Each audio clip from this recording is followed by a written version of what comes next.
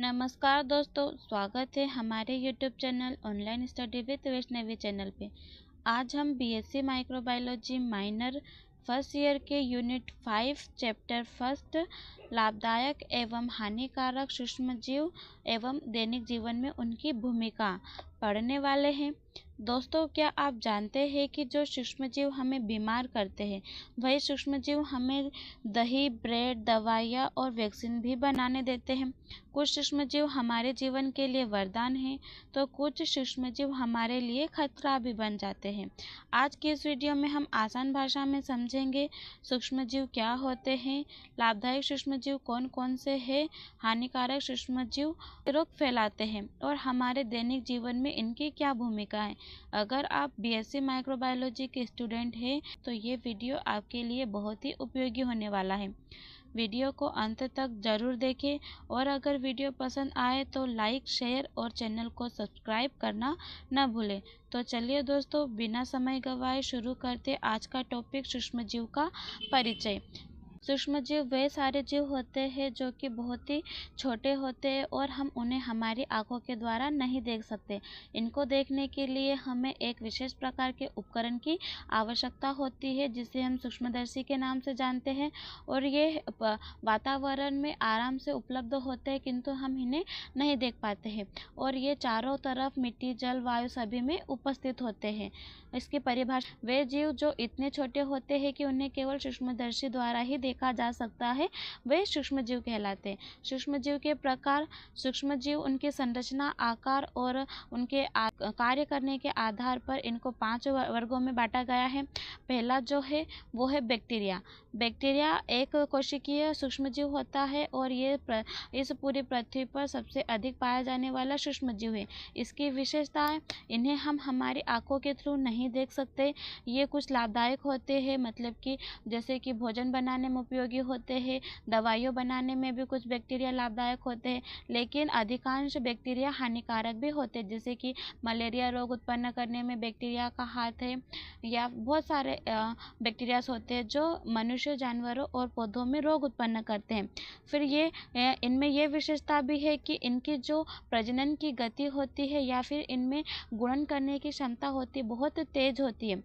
हर प्रकार के वातावरण में ये आसानी से उपलब्ध हो जाते हैं। उदाहरण के लिए लैक्टोबैसिलस, राइजोबियम, विब्रियो, कोलेरा। फिर दूसरा इसका टाइप है वायरस।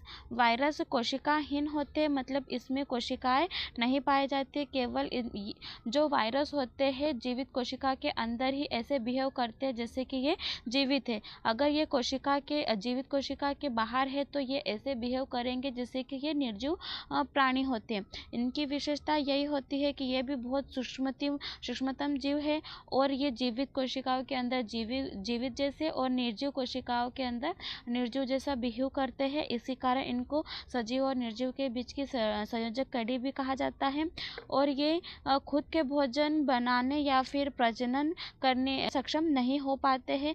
उदाहरण के लिए polio virus, influenza virus, corona virus. अब आते हैं फंगस पे। फंगस मीन्स कवक। फंगस एक कोशिकीय होते हैं और कभी कभी ये बहुकोशिकीय भी हो सकते हैं और ये अधिकतर सड़न या फिर किण्वित वाले स्थान पर अधिक मात्रा में पाए जाते हैं या फिर नम वातावरण स्थान पर अधिक आपको देखने को मिलते हैं। इनकी विशेषताएं, इनका जो शरीर होता है यूकेरियोटिक कोशिकाओं का बना हुआ होता है और इनमें निषेचन की क्रिया या गुणन की क्षमता बीजाणुओं के द्वारा होता है और नमी वाले स्थानों पर ये अधिक मात्रा में पाए जाते हैं। उदाहरण के लिए यीस्ट, पेनिसिलियम और एस्परगिलस। फिर अगला आता है प्रोटोजोआ। प्रोटोजोआ भी एक कोशिकीय यूकेरियोटिक सूक्ष्मजीव है जो अधिकतर पानी में पाए जाते हैं और इनकी विशेषताएं बात करते तो ये स्वतंत्र रूप से चलने की क्षमता उसमें उपस्थित होती है और ये कुछ रोग भी उत्पन्न करते हैं और अधिकांश ये जलीय वातावरण में ही पाए जाते हैं। उदाहरण अमीबा, प्लाज्मोडियम, पैरामीशियम आदि। फिर अगला आता है शैवाल। शैवाल प्रकाश संश्लेषण करने में वाले सूक्ष्मजीव होते हैं। प्रकाश संश्लेषण इसलिए क्योंकि इनकी जो कोशिकाएं होती है उसमें क्लोरोफिल नामक वर्णन उपस्थित होता है जो कि प्रकाश संश्लेषण की क्रिया करने में सक्षम होता है और जल में पाए जाते हैं। कुछ चट्टानों की चट्टानों पर भी चादर के समान फैले हुए होते हैं और शैवालों के भी अलग अलग प्रकार होते हैं। इनकी विशेषताएं क्लोरोफिल की उपस्थिति होती है, जिसके कारण प्रकाश संश्लेषण करते हैं। अब जब प्रकाश संश्लेषण की क्रिया करते हैं तो ऑक्सीजन का निर्माण भी करेंगे ये। फिर ये जो शैवाल होते हैं कुछ खाद्य पदार्थ के रूप में भी उपयोगी होते हैं। इनको हम भोजन के रूप में भी यूज़ कर सकते हैं, जैसे कोलेरा, स्पाइरोगाइरा और स्पाइरिला आदि। अब बात करते हैं लाभदायक सूक्ष्मजीव की। लाभदायक सूक्ष्मजीव से मतलब कि वे सारे सूक्ष्मजीव जो कि मानव जीवन, पर्यावरण, कृषि के क्षेत्र में, उद्योग के क्षेत्र में, स्वास्थ्य के क्षेत्र में, इन सभी क्षेत्र में मानव के लिए हमेशा उपयोगी सिद्ध होते हैं। वे सारे सूक्ष्मजीव लाभदायक सूक्ष्मजीव कहलाते हैं और ये व्यक्ति के दैनिक जीवन में प्रत्यक्ष और डायरेक्ट और इनडायरेक्ट दोनों रूपों में महत्वपूर्ण भूमिका निभाते हैं। तो खाद्य पदार्थों में लाभदायक सूक्ष्मजीव को देखते हैं। सबसे पहले किण्वन की भूमिका।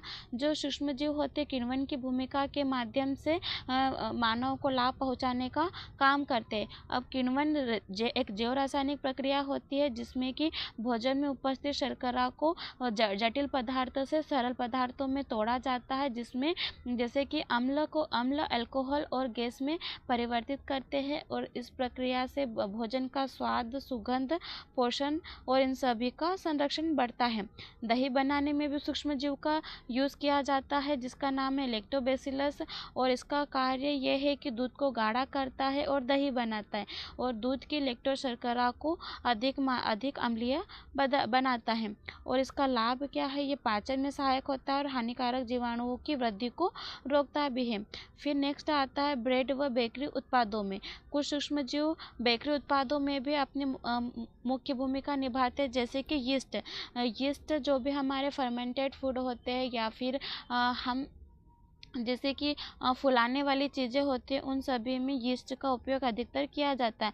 इसका काम ये होता है कि ग्लूकोज को अल्कोहल और कार्बन डाइऑक्साइड में बदलता है और कार्बन डाइऑक्साइड के कारण ब्रेड फूल जाती है। इसका लाभ ब्रेड नरम और स्वादिष्ट बनती है। फिर इडली डोसा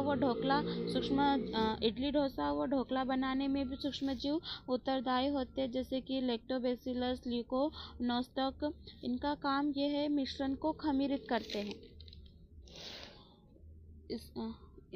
इन बैक्टीरिया के लाभ पोषण के मूल्य को बढ़ाता है और जो हम भोजन ग्रहण करते हैं उसको हल्का करता है और आसानी से पाचन क्रिया संपन्न हो जाती है। फिर पनीर और चीज़ बनाने में भी सूक्ष्मजीव का यूज़ किया जाता है, जो इनका कार्य ये रहता है कि दूध को जमाने में और स्वाद को विकसित करने में ये हेल्पफुल होते हैं। फिर नेक्स्ट आता है सिरका और अन्य किण्वित पदार्थ। इन सभी में भी सूक्ष्मजीवों का यूज़ किया जाता है। इनका काम ये रहता है कि जो अल्कोहल होते हैं अल्कोहल को एसिटिक अम्ल में बदल दिया जाता है। और किण्वन प्रक्रिया के लाभ, तो किण्वन प्रक्रिया के लाभ में सबसे पहले तो खाद्य पदार्थों को सेफ रखा जाता है और उनका टेस्ट और स्मेल की वृद्धि की जाती है, पोषक तत्वों की उपलब्धता बढ़ती है और डाइजेशन में भी हेल्पफुल होता है। फिर अब आता है जो सूक्ष्मजीव होते हैं वो कृषि के क्षेत्र में किस प्रकार से लाभदायक होते हैं। जितने भी सूक्ष्मजीव होते हैं वो मिट्टी की उर्वरता क्षमता को बढ़ाते हैं, पौधे को वृद्धि करने में हेल्पफुल होते हैं, फसल उत्पादन बढ़ाने में अपनी भूमिका निभाते हैं और ये प्राकृतिक रूप से मिट्टी के पोषण तत्व प्रोवाइड करवाते हैं। जो कृषि के क्षेत्र में सूक्ष्मजीव की भूमिका होती है वो दो प्रकार से होती है। पहला तो नाइट्रोजन स्थिरीकरण से। अब नाइट्रोजन स्थिरीकरण वो प्रक्रिया होती है जिसमें एनवायरनमेंट में उपस्थित जितने भी मुक्त नाइट्रोजन गैसेस होती है, गैसेस को लाभदायक सूक्ष्मजीव पौधों के लिए उपयोगी यौगिक जैसे कि अमोनिया नाइट्राइट में बदल दिया जाता है।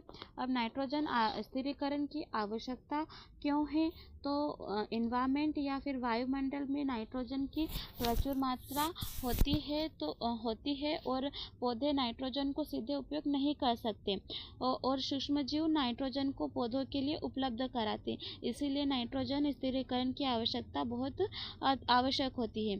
फिर आता है नाइट्रोजन स्थिरीकरण के प्रकार। कितने प्रकार के नाइट्रोजन स्थिरीकरण होते हैं, तो नाइट्रोजन स्थिरीकरण की प्रक्रिया 3 प्रकार से होती है। सहजीवी नाइट्रोजन स्थिरीकरण, स्थिरीकरण, असहजीवी नाइट्रोजन स्थिरीकरण और सहसहजीवी नाइट्रोजन स्थिरीकरण। सहजीवी नाइट्रोजन स्थिरीकरण मतलब कि वे सूक्ष्मजीव जो एक दूसरे के साथ इस प्रकार से संबंध बनाकर रहते हैं कि दोनों एक दूसरे को लाभ पहुंचाते हैं। इस प्रकार के संबंध को हम सहजीविता कहते हैं और इस प्रक्रिया को सहजीवी नाइट्रोजन स्थिरीकरण कहते हैं। ये जड़ों में गांठें बनाती है, उदाहरण के लिए राइजोबियम। अब राइजोबियम हमेशा दलहनी पौधों में जैसे कि गेहूँ, मक्का, चना, दाल इन सभी में यूज़ किया जाता है। पौधे को नाइट्रोजन प्रदान करवाता है और बदले में पौधे से भोजन को प्राप्त करता है। असहजीवी नाइट्रोजन स्थिरीकरण सूक्ष्मजीव इंडिपेंडेंट रूप से मिट्टी या जल में उपस्थित रहते हैं, जैसे कि एजेटोबैक्टर और क्लोस्ट्रीडियम। एजेटोबैक्टर एरोबिक होते हैं, मतलब कि ऑक्सीजन की उपस्थिति में ही एक्टिव रहते हैं, और क्लोस्ट्रीडियम ऑक्सीजन की अनुपस्थिति में भी वो सक्रिय रह सकते हैं। फिर तीसरा नाइट्रोजन स्थिरीकरण का प्रकार होता है सहसहजीवी नाइट्रोजन स्थिरीकरण। अब ये पौधे की जड़ों के पास रहते हैं और ये ढीला संबंध बनाते हैं। उदाहरण के लिए एजोस्प्रिलियम, जो कि गेहूं और मक्का में इनका संबंध देखने को मिलता है। अब नाइट्रोजन स्थिरीकरण की जैव रासायनिक प्रक्रिया क्या हो सकती है? सबसे पहले तो नाइट्रोजिनस एंजाइम द्वारा शुरू की जाती है। इस एंजाइम को ऑक्सीजन से सुरक्षा की आवश्यकता होती है। जब जड़ गांठों में लेगोमोग्लोबिन ऑक्सीजन को नियंत्रित करता है तब। अब नाइट्रोजन स्थिरीकरण का कृषि में क्या महत्व है?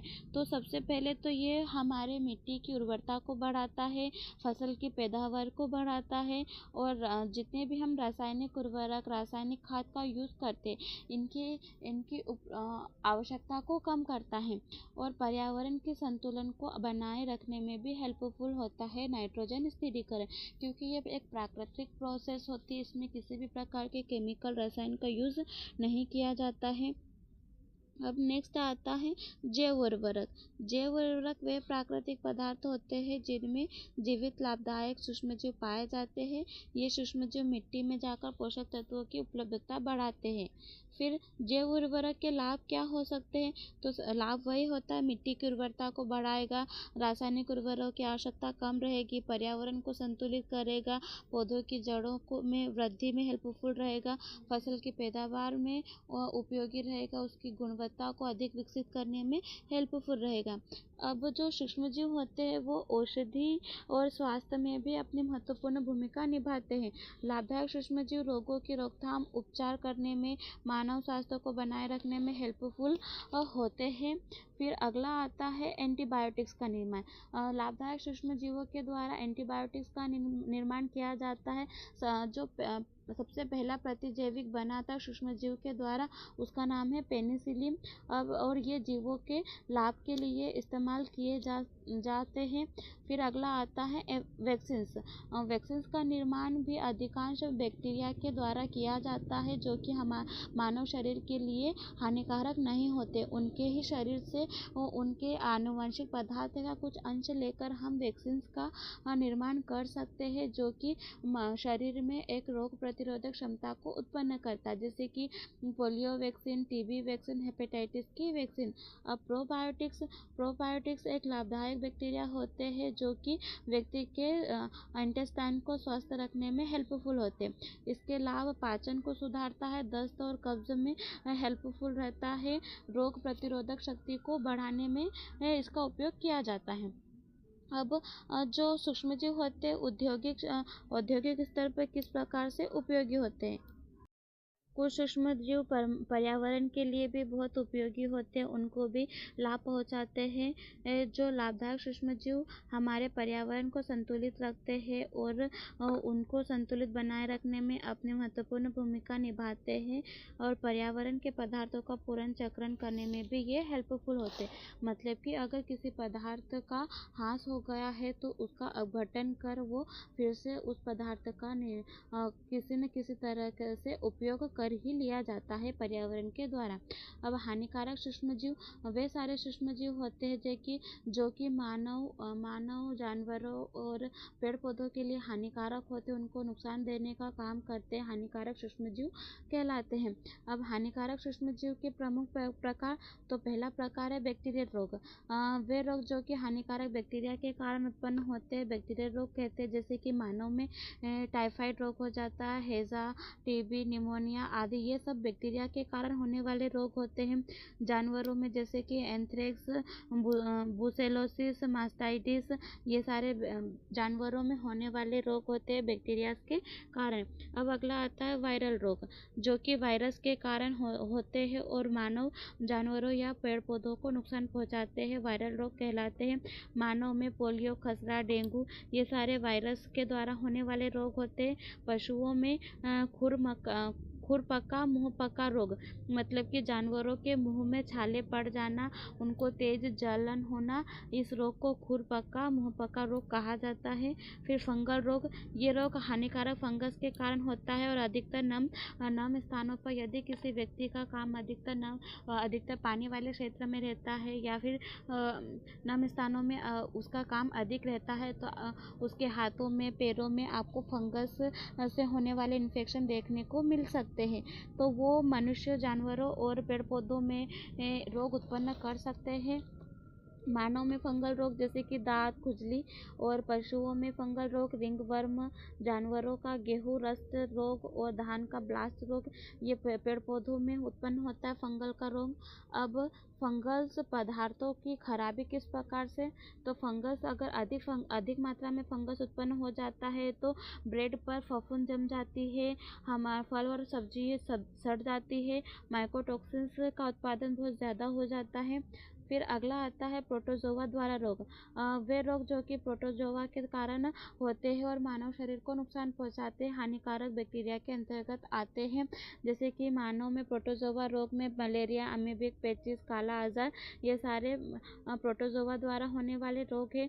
पशुओं में खुर्रा आदि, ये सारे प्रोटोजोआ के द्वारा होने वाले रोग है। अब सूक्ष्मजीवों द्वारा उत्पन्न विष, कुछ हानिकारक सूक्ष्मजीव ऐसे विषैले होते हैं जो कि अपने शरीर से कुछ रसायनों को स्रावित करते हैं जो दूसरों जीवों के लिए, शरीर के लिए हानिकारक होते हैं। उन्हें हानिकारक विषैले सूक्ष्मजीव कहा जाता है और ये अधिक गंभीर हो सकते हैं और इनका यूज़ करने से या भोजन के रूप में यूज़ करने से व्यक्ति को फूड पॉइजनिंग हो जाता है या कभी कभी गंभीर रोग भी वो पनप आते हैं। और हानिकारक प्रभावों की रोकथाम किस प्रकार से की जा सकती है, सूक्ष्मजीव के हानिकारक प्रभावों से बचने के लिए व्यक्ति को सबसे पहले स्वच्छता रखना बहुत आवश्यक होता है। यदि स्वच्छता बनी रहेगी तो हमारे आसपास किसी भी प्रकार का बैक्टीरिया उपस्थित नहीं रहेगा या फिर बैक्टीरिया की उपस्थिति का चांसेस बहुत कम हो सकता है। तो आइए देखते हैं किस प्रकार से हम रोकथाम कर सकते हैं बैक्टीरिया से होने वाले रोगों को। पहला है हमें व्यक्तिगत स्वच्छता को अपनाना चाहिए, मतलब कि हमारी पर्सनल हाइजीन पर ध्यान देना चाहिए। भोजन से पहले और शौच के बाद अच्छे से अपने हाथ को साबुन से साफ करें। हमारे नाखून हमेशा छोटे होने चाहिए, साफ सुथरे हमें रखना चाहिए और हमें कंटिन्यू नियमित स्नान करना चाहिए। हमारे आसपास गंदगी बिल्कुल नहीं रहने देना चाहिए, जिससे कि बैक्टीरिया, वायरस, फंगस, ये इन सब का जो प्रभाव होता है वो प्रभाव कम फैलता है। फिर खाद्य स्वच्छता, मतलब कि हमारे खान पान में हमें स्वच्छता बनाए रखनी चाहिए। भोजन को अच्छी तरह से पकाकर खाना चाहिए। कच्चा पका भोजन या फिर ठीक से साफ किया हुआ भोजन नहीं करना चाहिए। बासी और सड़े हुए पदार्थों से दूर रहना चाहिए। उनको तुरंत ही घर में बासी और सड़े पदार्थों को अधिक दिनों तक स्टोर करके नहीं रखना चाहिए। मार्केट से फल और सब्जियां हम लाते हैं तो उनको हमेशा साफ करके ही यूज़ करना चाहिए, भोजन पकाने के लिए भी और कच्चा फल खाने के लिए भी। फिर अगला आता है जल की स्वच्छता। हमें हमेशा पीने योग्य पानी स्वच्छ ही यूज़ करना चाहिए और हो सके तो पानी को उबाल कर ठंडा करके यूज़ किया जाए। और हमारे आसपास गड्ढे गड्ढे नहीं रहना देना चाहिए जिसमें कि पानी एकत्रित हो सके, क्योंकि जहाँ पर पानी कई दिनों तक इकट्ठा रहेगा, स्टोर करके रहेगा गड्ढे या फिर नालियों में, तो वहाँ पे मच्छरों की अधिकता हो सकती है, जिसमें प्रोटोजोआ के द्वारा रोग उत्पन्न हो जाते हैं, मलेरिया, डेंगू आदि। फिर आता है पर्यावरण स्वच्छता। हमें हमारे घर की सफाई, आसपास का वातावरण साफ सुथरा रखना चाहिए, जिससे कि रोगों का प्रसार कम होगा। कचरे का ठीक तरह से निपटान करना होगा और जल को जमा होने से रोकना होगा। यही कुछ रोकथाम होते हैं रोगों को फैलने से बचाने के लिए। आई होप आप सभी को वीडियो अच्छा लगा होगा, समझ में आया होगा। अगर आप हमारे यूट्यूब चैनल पर नए हो तो चैनल को सब्सक्राइब जरूर कर दीजिएगा। धन्यवाद।